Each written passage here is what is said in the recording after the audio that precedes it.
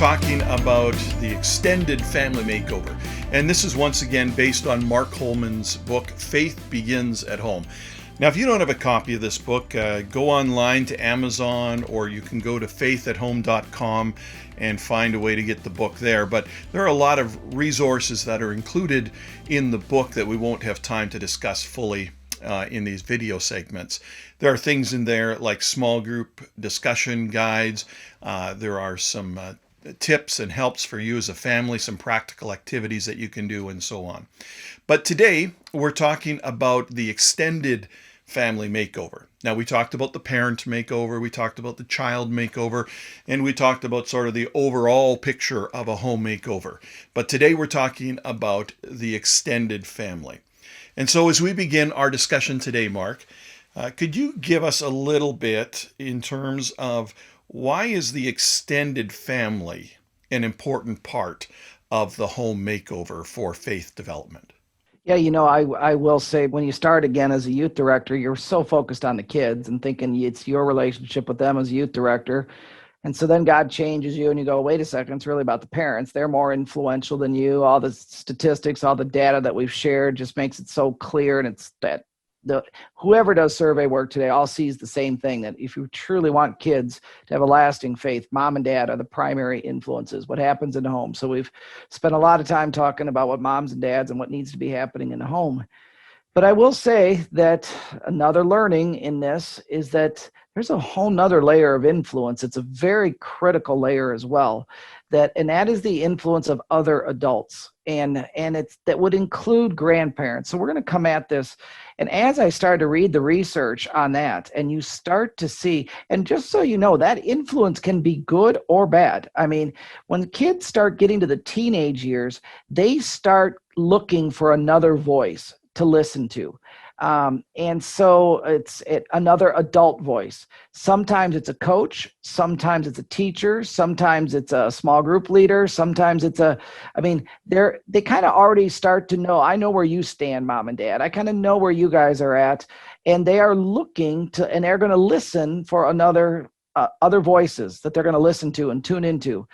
So now, as a parent, then you sit there and when you're in ministry, one of the things I say to parents then is, okay, it's naturally going to happen that they are going to start listening to other adult voices. The question becomes then, do you want them at the age of 10, 11, 12 picking those other adults? Or when they get to these teen years, do you want them choosing who they're going to listen to? Or would you like to have already influenced who the other adult is going to would you like to almost set up so that you kind of are helping to orchestrate who those other adult voices are going to be, so that they are voices that are going to speak in a similar vein to what you are speaking, are going to reinforce the biblical values, the faith-based decisions that you are making, the direction that you are trying to go in leading them to know, love, and follow Christ. And I have yet to run into any parent that has been like, oh, I'll just let my kid figure out who they want. No, I think we all know, like, oh no, I'd rather have. And then one thing I want to say before we even get into this, the sooner you can start doing that, the better. Because if you can get them younger, getting that other adult influence, those other adults to be influential and being a part of their lives, then when the kids get older. And so like in our situation, I had two sisters that were both older than me. And so as my daughter started to get, my daughter never had a babysitter in her life. It was either my parents or my in-laws or my sisters. It was always family. And then even when, it was another adult that we'd be hanging out with, and their kids would be with our kids. And these were all other Christian couples, and they parented in a similar way to what we did. And so the other adults that were a big part of my daughter's life, and still are to this day, were adults that we invested in making sure that she was spending quality time with them and they were spending quality time with her. And we were setting things up so that she was having time with them, and flying back from California to spend time with the in-laws. It's making sure that she had time with my sisters. And when she goes off to college, she actually ended up working. She goes to the University of Minnesota, and my sister worked there. She ended up working for my sister for 2 years while she was in college. Talk about another great influence. So now my sister was able to be an influence for her during that season. And so you sit there and go, that's why this whole chapter was kind of devoted to put another thing on parents' radars that I think is a critical component, that if we do this, it's only going to help us lead our kids to know, love, and follow Christ. So other adults, that will also include grandparents, have a huge influence. Yeah, I think it was Howard Hendricks who is credited with saying something along these lines, that young people will gravitate to the oldest person who will give them some attention. And, so it underlines the importance of having other adults involved in our kids' lives, especially as they get into those teenage years. Parents or others who will tell them the same thing as you're saying as a parent, but it's just having that other voice that is so important. And hey, if you want a real practical way of making this happen, I often challenge men, find some young person, some young man on a Sunday morning when you go to church, and just find him, seek him out every Sunday, and just make a point of shaking his hand. You don't have to adopt that young man, just go out of your way to say hello and shake his hand. And you'll be surprised how much that will mean to that young person, and you may not realize the impact that you are having until you get to heaven one day and he comes up and shakes your hand there. But having older adults, other people in our kids' lives is very important. Now, we'd all like to have a mentor. We would like to have mentors for our kids. But Mark, I wonder if you can begin our discussion by guiding us in terms of how do you find a mentor? You look back in life, and there are times when you see that God really worked in a significant way through a new program you developed or through something. And I was serving in this church in Minnesota as a youth and family pastor. And we had a really large kind of middle school, high school program that met on Wednesday nights. And about between 300 and 400 youth would come every Wednesday night. Students would come every Wednesday night. But we really kind of wanted to instill this value of making sure that every one of those students had another adult faith influence in their life, another adult of faith that would be an influence. Because a lot of those kids, 40% of those kids in that program did not come from our church. We're from unchurched families. So we did not know. And even if they were church families, you don't know, again, whether they were having any faith talks with their dads or their moms. The stats show us they probably weren't. But so we wanted to create a way so that every one of those students would have another adult influence in their life. So during the season of Lent, that church would have Wednesday night services for 6 weeks. And that's normally when our youth worship met. And so I kind of sat down with the senior pastor, and what we decided to do is, what if we, over the 6 weeks, prior to it, we set it up by saying every one of these students has to find an adult who's 21 years of age or older, or actually at the time I think it was 25 years of age or older, who is not related to them and who goes to the church. And what they need to do is, and if they can't find one, we will find one for them. But you give a student the option, whether do you want to find it, you want me to find it for you? Well, about 80% of them said, we'll find our own. So they went out and asked, and then that adult, what for the 6 weeks, they worshiped together on Wednesday night. They went to that Wednesday night service together. They sat together, and then we created a little questionnaire for them to do right after that service, so that for 6 straight weeks, the mentor and the mentee would worship together and have a little discussion together. It was 6 weeks long. That was it. When the program was done, we went back to our normal. It was crazy to see, Brian, how that dynamic, how things changed, because then every year we did that again and again. So every year we got back to it. Many of those students ended up with the same mentor for 3, 4, 5 years in a row. My sister actually goes to that church. They're still doing that program to this day. She has been a mentor for two different girls. One she did it for 4 years with, another one she did it for 3 years with, and she's been now invited to their high school and college graduations. She after just doing 6 weeks with them, she became an influence that was so appreciated by not just the parents but by the student themselves, that they still reach out. They have maintained friendships. It gave my sister, who's single, it gave her purpose, it gave her real meaning. So so what I put in the book was essentially, parents, what you could do is find a 6-week window of time and just say, to your son or to your daughter, or if you know another adult, you could just ask them, would you be willing to worship with my kid for 6 weeks? That way they don't have to sit with us, they can sit with you. And then afterwards, take them to lunch, do whatever, or just do this it's 15 minutes of questions to discuss, and that's it. And just see what happens after 6 weeks, because chances are what you'll find is then they'll want to do it again and then again, and you will have introduced many of our mentees that after the 6 weeks, they came back to us saying, we don't want to stop. Do you have, and we only had questions for 6 weeks.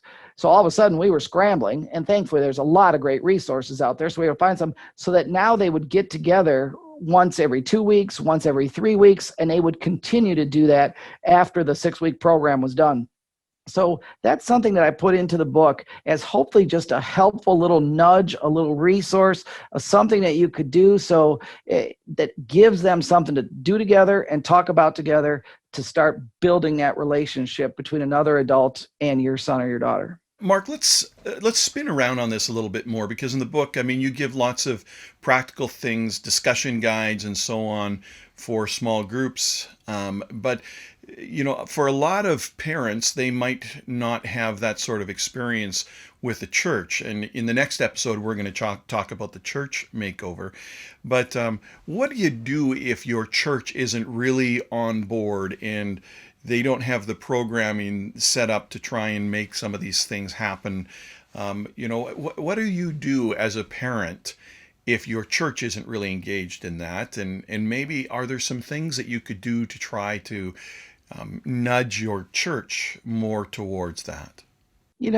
Great question. I mean, at the end of the day, there's a variety. You kind of can start, we've all parented kids, right? And you can kind of see that there are usually a couple of adults that they gravitate towards. There may be friends or a parent of one of their friends, and whatever it may be, and you someone in your church that you're like, he's just a good guy, and I just know he and my son would connect, or he's just a good gal, and she may be in her 70s, but man, she's got a lot of wisdom, and I just think she and my daughter would just hit it off. And so then my first step would be, if you already kind of know of someone that you think would just be a good influence in the life of your kid, and someone that would be okay with giving this a go talk to them first and say, hey, Mr. Johnson, hey, Jim, hey, I'm wondering, I know you like my kid, and I can tell that my kid kind of likes you guys banter and you guys joke around, but I'd like for you to also be a little bit of a faith influence. I think you got and I'd like my kid to be influenced by your faith a little bit.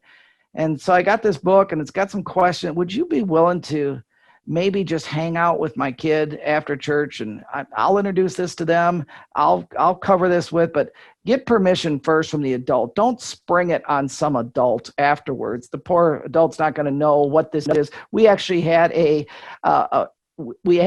you're interested in maybe potentially possibly being open to being a mentor, come to an information meeting first. And so we did that first. We had a bunch of adults showed up, and we just explained what the program was going to be, what it was. This doesn't mean you're adopting this kid for the rest of their life. It doesn't mean that you're going to it's 6 weeks, and it just means going to worship with them and doing some questions with them.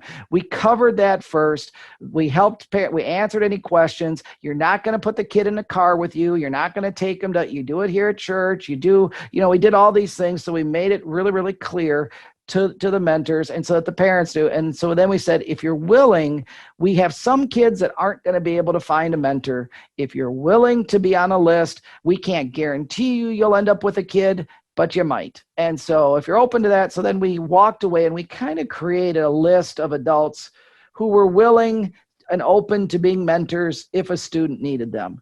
And then for those students, then we told all the students, a bunch of adults have been put on alert and a lot of them are willing, but you go ask first. It's yours. If you can pick who you want, and here's a little, we even handed to the students a little card that had, here's what it means to be almost giving them what they needed to say when they would go talk to Jim and say, here's what I'm at. Would you be willing to be my mentor for 6 weeks and we'll do this. And so that they had everything. And then it made it very easy for them to have that conversation. And then for those kids that just said, you know what, I have no idea who to ask, then we just got to know them just a little bit. And then that was our role as the church, was to then say, okay, I really think that kid and that adult would probably have a good connection. They've got a couple of these things in common. And so we tried to think through it a little bit and find them. And everyone got all worried about, oh, it's going to be awkward. It's going to be uncomfortable. And sure, was it the first week or two? But it's crazy how fast that goes away. And right away, it just, it leads to good dialogue, good discussion. And so does that help? I hope that answered your question. There's some work that you kind of have to do.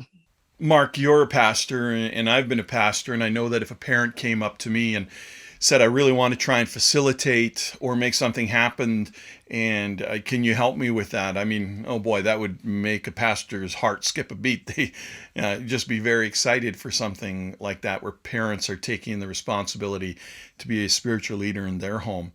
But, it's so important beyond what a parent does to have people who are outside of the home who are saying the same thing as their parents about God. Because as a kid gets a little bit older, they start to have questions like, are my parents the only ones who believe this? Is our family just weird this way? Or do other people actually believe the same things? And so it becomes very important to have people outside of the family who are believing those things. Those can be biologically related to a person. They can be mentors. They can be others in the church. And it becomes so important. Now, I'm thinking of passage, Psalm 78 is an example. Now, there's other passages that are similar to it, but in Psalm 78, it says that he commanded our forefathers to teach their children so that the next generation would know them, that is the commands of the Lord, even the children yet to be born, and they would in turn tell their children. So the role of parents and the generation before them is something that is critical, even all the way back in the Old Testament. But in our day and age, there are a lot of grandparents who even, are raising their grandchildren in many ways. But the role of grandparents could not be more important than it is today. Now, Mark, you've written an entire book for grandparents, but how does this fit into our discussion on the extended family, and why are grandparents so important? Yeah, it's been kind of a fun journey for me because, when we did Faith Begins at Home, I only had kind of a brief mentioning, and you'll see that in this chapter, of grandparents. And then as we started over the next 10 years doing parenting events built around that book, kind of, and not just here in the U.S., but all across kind of Canada and the world, we started doing these parenting events. As the years wore on, grandparents would start to show up more and more at these parenting events. And a lot of times during a break or whatever, they'd come up and say, well, just so you know, I'm a grandparent. And I'm like, that's great. I hope it was okay that I came. They were always kind of sometimes asking, I hope it was okay that I came. And I'm like, I think it's great that you're here. And what brought you here? And then usually it was exactly the two responses heard consistently was, I'm parenting my grandchildren, as you said. So I'm looking for good parenting ideas, even though I'm the grandparent, but I'm now responsible and I know things have changed.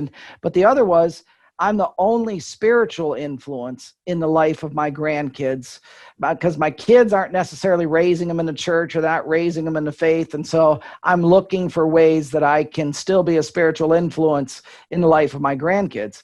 And so it just kind of got to a point that then let's do a little research and let's speak into grandparents. And I remember when I kind of put that out there to my publisher at the time of maybe writing a book on that, right away the publisher got back to me and said, we've done research, there's not a lot of books for grandparents out there, so we think that's a great idea, you should. And so they literally approved me writing a book. And then I remembered thinking, I'm not a grandparent at the time. How am I, and I'm still not, how am I going to write a book on grandparenting? Now I'm thinking that wasn't a good idea that I put that out there. And so I remember kind of calling my mom at the time, and I was a little bit in a panic and just kind of trying to, and told her that they wanted me to write a book on grandparenting. She's like, oh, that's great. I'm like, no, Mom, it's not, because I'm not a grandparent. I really don't know what, I said, kind of what I'm thinking is it feels to me like a lot of grandparents are disengaged, and they're trying to figure out how to, especially here in America. You go to other countries, as you've seen too, Brian, you get over to Singapore, you get to other countries,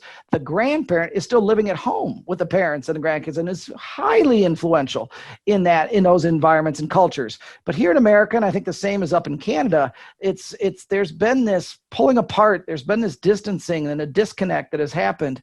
And so many grandparents are trying, so I told my mom, I said, I'd like to try to figure out like what's stopping grandparents, because they're showing up to these parenting events, but what's stopping them from being a spiritual influence in the life of their grandkids? What's preventing them? And my mom said, I think that's a great idea. And I'm like, yeah, but I don't know what that is. And she goes, well, maybe you should ask them. And I'm like, well, there's a good idea.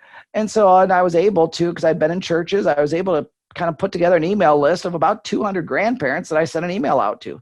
And I asking that question, what's stopping you from being a spiritual influence in the life of your adult children and grandchildren? And the responses, what I love about that generation is they actually respond to an email. Yeah. And they responded. It wasn't like an official survey, but it was kind of like a survey. And boy, the responses I got gave me kind of what I saw through them were a couple of tactics that I think Satan uses, as well as 5 specific roadblocks that he has put in place that end up being in place that are preventing a lot of grandparents from being spiritual influences in the lives of their kids and grandkids. And so then I was so excited. I shared that with my mom, and she's like, this is great. And I'm like, yeah, but Mom, I've never liked a book that just points out the problem and doesn't offer solutions. And because I hate speakers that come in and point out the problem and they leave, and you're like, okay, what good was that? I mean, but so then I was like, I want to provide solutions, but I'm not a grandparent. And so then my mom goes, well, then what you should do is go back to those grandparents and ask if any of them have good ideas for how to overcome those roadblocks. So essentially I sent 5 different emails out after that same group. Have any of you found a way to overcome this roadblock? Have any of you found a way? Then I got all these great ideas from grandparents. Oh, well, yeah, that used to be a problem for me, but here's what we did, or here's what we do, and here's what we. And so then essentially that little book, Faith Begins at Home Grandparents, is filled with practical ideas from grandparents themselves. It identifies the roadblocks, the tactics Satan uses, and then it provides practical solutions to help them overcome those so that they can be. And what I think for the reason, so that's great for grandparents. Why are we talking about this for parents? Well, as a parent, if you can know that this is how they are feeling, or these are the things that exist, you can be proactive in trying to blow up some of these as well as a parent, because the role that your parents can play in the lives of your kids is very influential and very significant, both in the short and long term, as far as the impact. Because my mom has now passed away. She was killed in a car accident, tragically. She is still one of the most influential people in my daughter's life, and she has passed away 7 years ago. My daughter is still influenced by the letters that my mom wrote her and by the things that, and so we need to get grandparents engaged in this, and I think we need to be a little proactive in doing that. Someone has said that when it comes to parenting, the days are long, but the years are short. And, those years go by so quickly.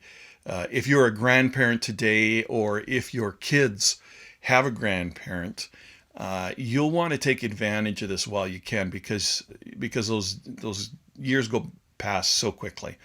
And Mark, as you know with your mom, you didn't see her passing coming that quickly. And she had played such a vital role in your life and your daughter's life and your sister's and so on. So we want to take advantage of those opportunities while we still have them. But Mark, you whet our appetite We're probably going to have to spend a whole episode talking just about grandparents. But for today, you gave us this little teaser about roadblocks. So let me toss a few of those roadblocks your way, and you comment on them. So, roadblock number one, this is first roadblock, why grandparents don't engage spiritually with their grandchildren. Roadblock number one is distance. Just to back this up, the two tactics that Satan uses that go across all five of these roadblocks is he's constant, because he doesn't want grandparents to be an influence in the life of the grandkids. He knows how influential they are. He knows that they're still mom and dad to their adult children. So don't ever lose sight of that either. That because many times the adult children may not be walking with the Lord or have walked away. Mom and dad are still the most influential in bringing them back. So their kids could be in their 40s and 50s. So they have to stay in the game for their adult children, as well as they have all this influence as a grandparent. So no wonder Satan wants them out of the game. And so what Satan tries to use is just simply tries to use guilt and fear to keep them out of the game. But those are his two primary tactics. Fear that they don't, they're not, you don't know how to do it. You're not good enough at it. It's too far. You'll see these undertones running, and guilt. You didn't do it with your own children. So what makes you think you can do it with your grandchildren? I mean, you're a big hypocrite. What are you thinking? And it's just crazy how Satan will leverage those two things. But yeah, the first specific thing, and I didn't try to put them in any order, but I will say the one I heard the most that seems to be a problem, that creates a problem that they feel like, I don't know if I can be an influence, is this whole thing of distance. We live in a very, my kids now live 300 miles away, grandkids, they're now 500 miles away, they're 2,000 miles away, they live in, and so how can I be an influence from a distance? And so that is the first kind of roadblock. But what we do in that book, what you see is, man, there are so many practical ways for how you can overcome distance. Leveraging technology. We live in a day now where there are so many different ways with Zoom now and with all these that technology can close the distance gap, but you still need to create a consistent time to leverage that technology.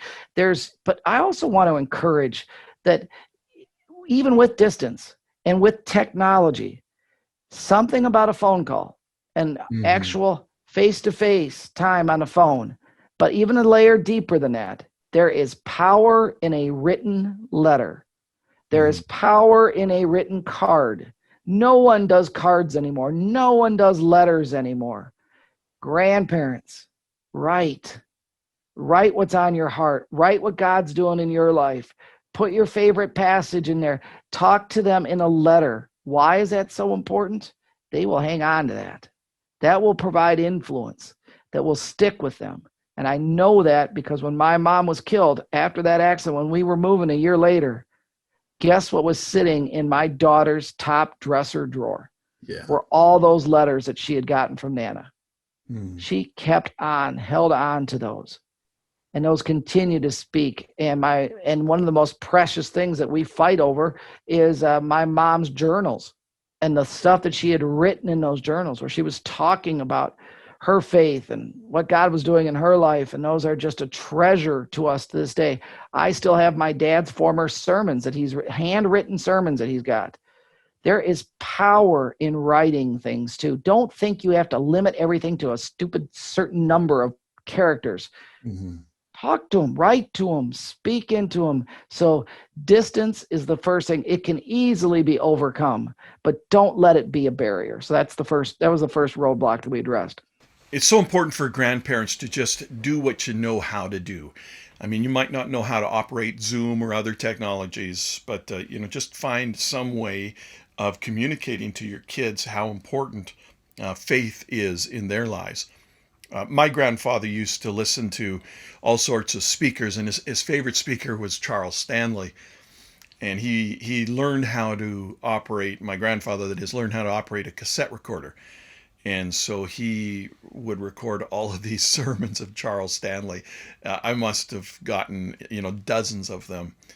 But more importantly than the cassettes to me was knowing that my grandfather felt very strongly that it was important to try and pass along whatever he knew how to do in terms of impacting faith in his grandkids.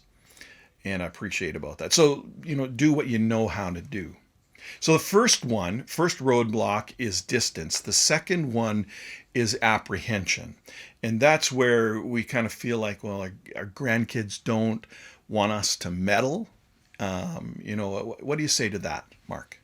Yeah, that was the second one that had some interesting stories attached to it that I'm not, because I didn't do it well with my kids. I mean, a lot of times grandparents are like, where was this faith at home message 30 years ago? I wish someone would have told me, inspired me, and motivated me to do this with my own kids. I didn't. I pretty much just took them to church and let church do it. I never really prayed with my kids. I never read the Bible. So they're feeling all this guilt already over what they didn't do with. And I want to say to grandparents, if that's the case, you did the best you could with what you were given. And if anything, the church should be giving you an apology saying, our bad.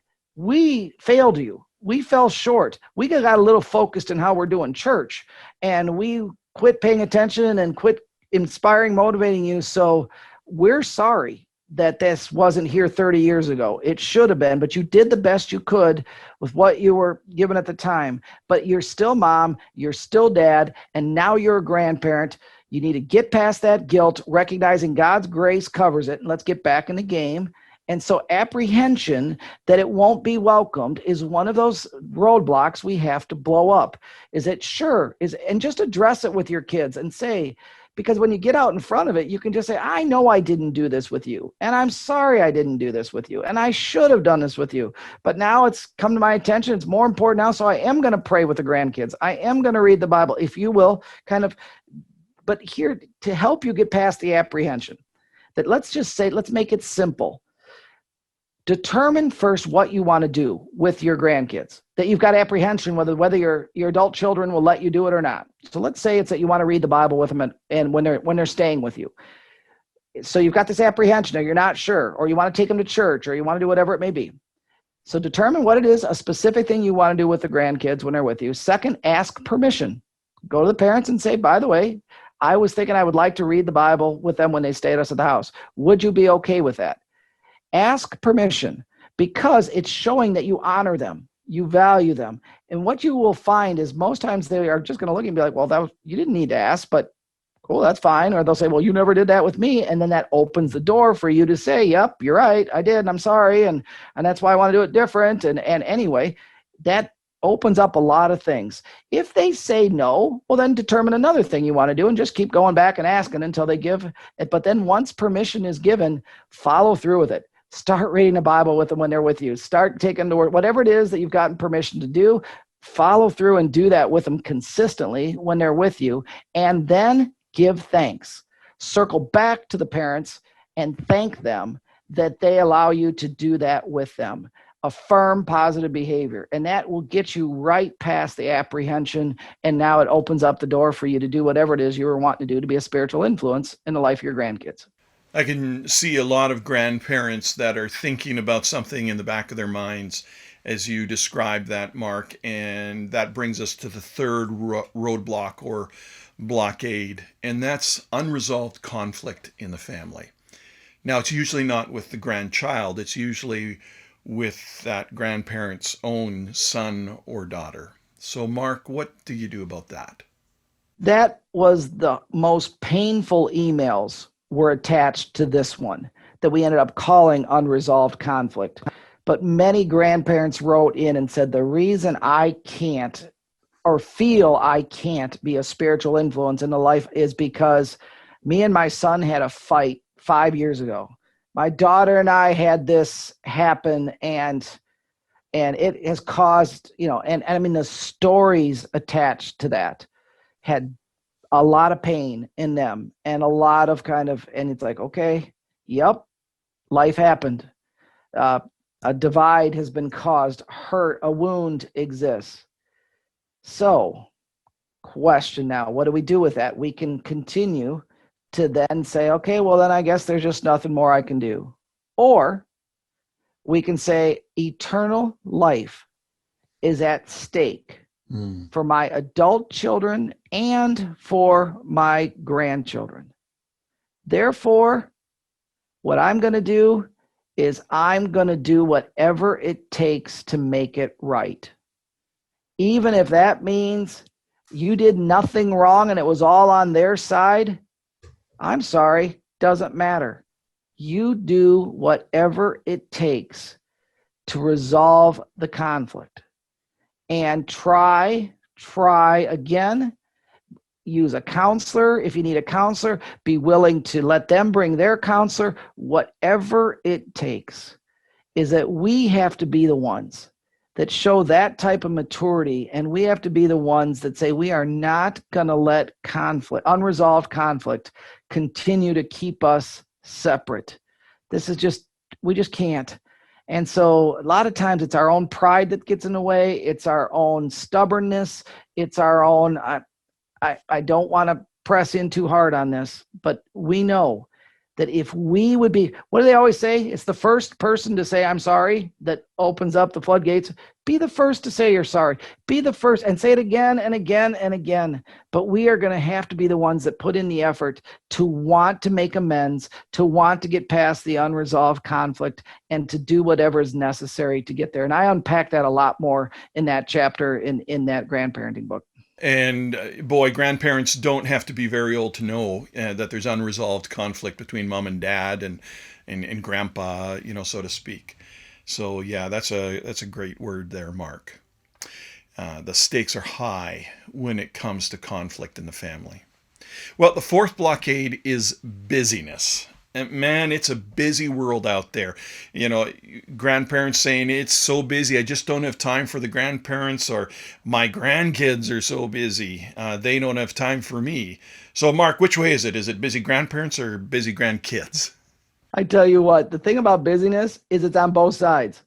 We complain about how busy they are, but I don't know about you, but I've noticed when they get to the grandparenting age and they retire, I swear people get more busy when they retire than they are before they retired. And they're traveling, they're doing things. And so we live in a busy world. We are busy people that can create all sorts of roadblocks. So, and it kind of gets you to the point of, oh, I just wish I had more time. Oh, I just wish I had more time. And you start to always be down in the tooth and a little always wishing for what you didn't have. And if I just could have more time. And I get that. I want to read to you what my mom wrote. She wrote this and sent it in. The book wasn't quite published yet. And then before she was in her accident and where she was killed. And so this has a very significant meaning, but we put this into the book because it was something she wrote for this chapter, because she was sharing things with me. And for this chapter of the busyness thing, she wrote this. She said, and it was under the theme of enjoy what you get and make the most of it. And so here's what she wrote. I couldn't think of my role as a grandparent without thinking of my grandparents. One set of grandparents passed away before I was born, but I do have one memory of my grandpa Current when he was still alive. My parents had dropped me off at my grandparents' home while they went to spend the day at the county fair. And I thought it was great until evening, when I started to wonder when or if my parents were going to be back. So I sat in my little rocking chair. My grandfather was sitting over in his chair, looking imposing, tall, slender. He had a well-groomed mustache. He reassured me that my parents would be coming, but soon he could tell I was a little more anxious. So he invited me to come sit on his lap until they came. Now, why would this be the one memory I still have of my grandpa? I think it's because, along with the fun of the day, he offered me love and security for a few minutes when I was afraid. I think one of the most difficult things about being a grandparent is learning to have little bits of love when we are willing to give and receive so much more. I'm sure my grandfather would have treasured more time to share his love with me, but when my parents came, they were my world and everything was okay. Yet those little bits of love from my grandfather became a treasure that has lasted my lifetime. How blessed are we to have had grandparents and to be grandparents. What I want to say is, when it comes to business, let's enjoy the little bits rather than worrying about what we don't get. Take advantage, enjoy, leverage every little bit, and realize those little bits matter. And when we can, on the parent side, give our kids, even if it's just for a little bit of time, that little bit matters, and it's worth it. for your kids to get those little bits of time with their grandparents as well. Mark, there's one final roadblock, and I think there are probably a lot of grandparents who are feeling the same sort of way, and that is inadequate, a roadblock of inadequacy. So I'm going to ask Mark, with your mom in mind, speak to that grandma who is perhaps feeling inadequate, like she's not important as a grandmother, maybe as a mother. How important is she? Well, the beauty of what my mom always did was she knew she was inadequate. She knew she could not work a computer as well as she should. She could not work a cell phone. I remember when she had because my daughter got into Facebook at the time. She'd been texting and then she got into Facebook. So I had to call my mom and say, Mom, she doesn't text anymore. She now Facebook. And my mom called the cable company thinking it was a cable company. And the guy shows up and she's like, I need you to show me how to Facebook. And the guy's like, that's not an issue with the cable. And she goes, well, but can you show me? And she was not going to let him out of the house until he showed her how to do Facebook. And it's just, my mom did not let her inadequacy ever stop her. And then what she was so good at, my mom loved with our daughter, when our daughter was 6, 8, 10, my mom loved to be the student rather than the teacher. Malin, show me how that works. Malin, could you show me how to text? Malin, could you show me how to email? Could you set up that Facebook so I can follow you on Facebook? Could you show me how to? And my daughter every year would show her how to turn on her computer. She would leave instructions. 1, 2, 3, 4 specific instructions of exactly what my mom needed to do to turn it on, to get it, to click this, to get to, so that so everything would work for my mom, and it would work. But the next summer we'd show up again and my mom would say, could you have Malin come over to show me how to work the computer again? And my daughter, like after 3 years or 4 years of this, would be like, I've shown this to her every year and she writes it down, but I don't know what happens to the instructions. And I don't know either, but she needs you to do it again. Well, after my mom passed, guess what we found in her door? She had every one of those sets of instructions. She knew how to do it. She just was seizing it as an opportunity to let Malin be her teacher. And she turned her inadequacies into an opportunity for them to have an experience together. Teach me. Show me.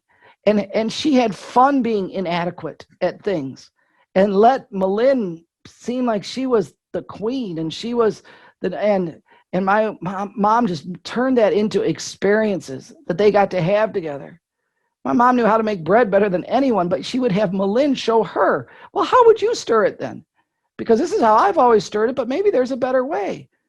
And that's it. Yeah, you're inadequate. Yeah, the times have changed. Yes, you don't know how to work technology. And yes, you don't know how to tweet, post, do all this. That's all right. Have them show you. Because that's going to turn that inadequacy into an experience that is going to last for the rest of your life. And that's going to endear you with your kids and with your grandkids. So I was so blessed to see that example from my mom. And I hope to emulate that one day myself. Well, grandparents can be sneaky, hey? They can pretend that they don't really know what they're talking about just to keep us coming to them and helping them. I wonder if that's what my mother-in-law, what her strategy was about computers, because I sure had to help her a lot. Anyway, maybe she just liked the attention. Either way, it doesn't matter. You have an opportunity to be involved in your grandkids' life. You don't have to feel completely adequate. You don't have to know all this technology, but you are adequate because you are a grandparent and you have something so important to offer them. We're going to have to talk some more about grandparents in the future because they have such an important role to play. Well, I'm Brian Sewart, and along with Mark Holman, this has been a discussion about a home makeover, particularly today talking about the extended family. This is based on Mark Holman's book, Faith Begins at Home, and in the next episode, please join us as we talk about the church makeover.